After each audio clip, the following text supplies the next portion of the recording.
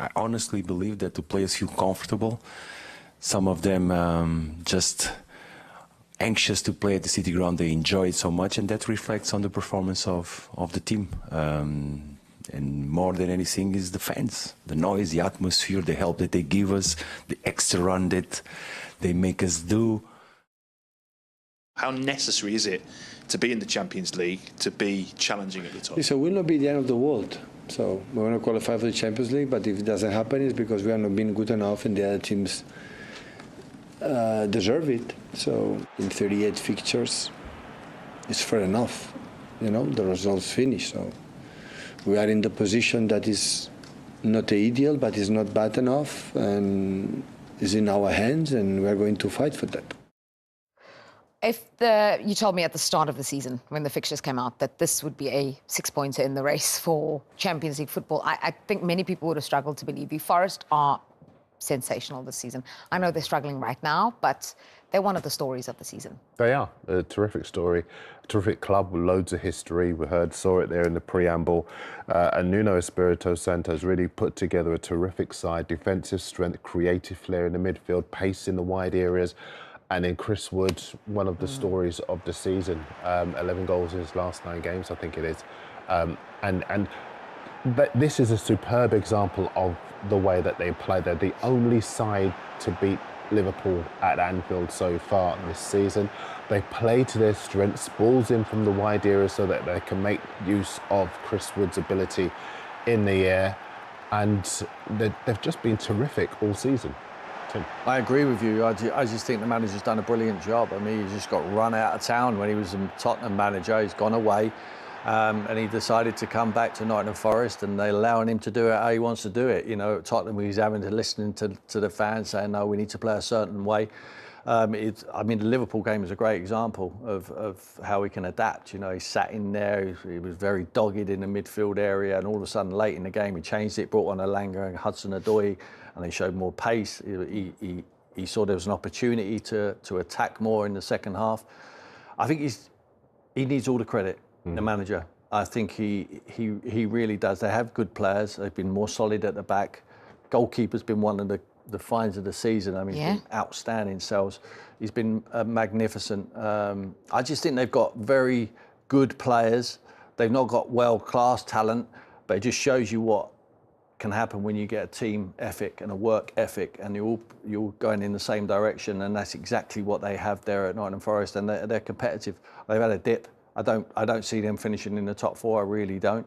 I just think they will move out of it now. But to move out of it into the Europa League positions would be still a massive achievement for that football club from where they've come from. Because at the beginning of the season, you would say they're one of the teams. All right, they wouldn't be one of the favourites, but they would be like 5th or 6th on the list to be around the relegation zone. I don't feel that way anymore. I think Marinakis needs to get some credit as well, the owner of that football club. The recruitment was a little bit scattergun approach at first. When he first went in there, they had more players than fans, you know, and now they've all of a sudden have decided that they're going to trust Nuno, trust the recruitment, and they've done brilliantly. You mentioned Matt Sells there, obviously most clean sheets this season, remarkable from him. I want to look at the battle further up the pitch, though, because you've got 2 of the top 4 goal scorers in the league this season in Haaland versus Chris Wood. Yeah, and they both are very different types of player, but both playing at the top of their game. I mean, that's a wonderfully timed lob, just to illustrate my point as far as Wood is concerned. I love this goal. Bottom right-hand corner. He does what you don't expect him to do. Lots of people, I think, don't give Haaland the credit he deserves. I know we're seeing goals from both players. What I'll just talk about Haaland first, because he was a treble winner in his first season, won the Golden Boot last season, and still people kind of thought this was an underwhelming campaign for him, and he's still in the race for the Golden Boot. As far as Wood is concerned, he had difficult times at Everton, I think it was, and Newcastle, and loads of people kind of wrote him off. At his age, 33, and having signed a new contract as well because he's done so well, as I said earlier, it's one of the stories of the season. When you say they don't give Haaland enough credit, you mean this season? Yeah, I do. I just think that because City aren't doing that well, a lot of people say Haaland isn't doing that well. Because Haaland doesn't get as involved in the build-up play as a lot of people would like. A lot of people maybe don't give him the credit that they should, but he is one of the finest finishers on planet football. I think his composure in the final third is the reason why so many teams set up to deny him the ammunition, because they know if he gets it, he'll absolutely destroy you. But he is a generational talent. Yeah, wild to say that, because he's still second.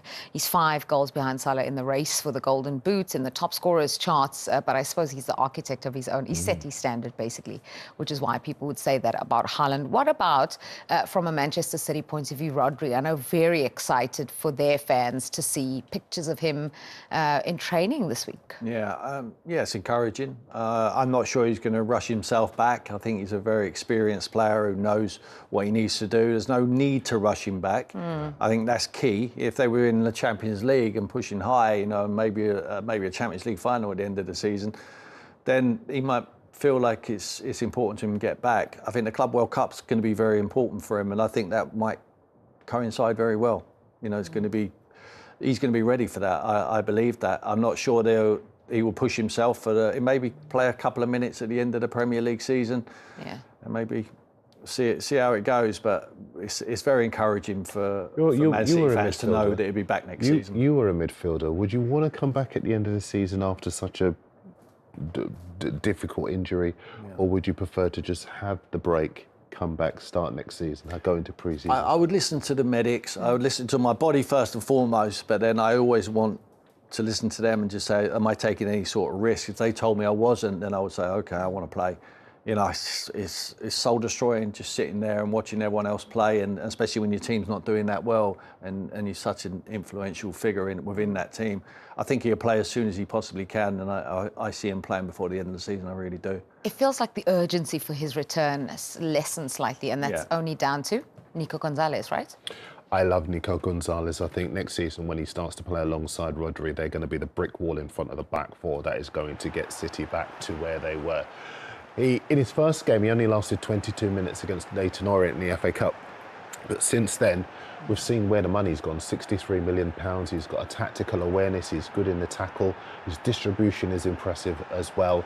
And he looks like another really sound purchase by Manchester City. I think a big part of their revival is the fact that he's adapted to the side. Tim was telling you earlier in the show, good players adapt, and that's what he's been able to do. They've done their due diligence. Chika Bergeristan, who's played such a key role in bringing him to the club, has wanted to sign him since he was a teenager. They are big fans of this boy. Yeah. I think over the next couple of seasons, you're going to see exactly why.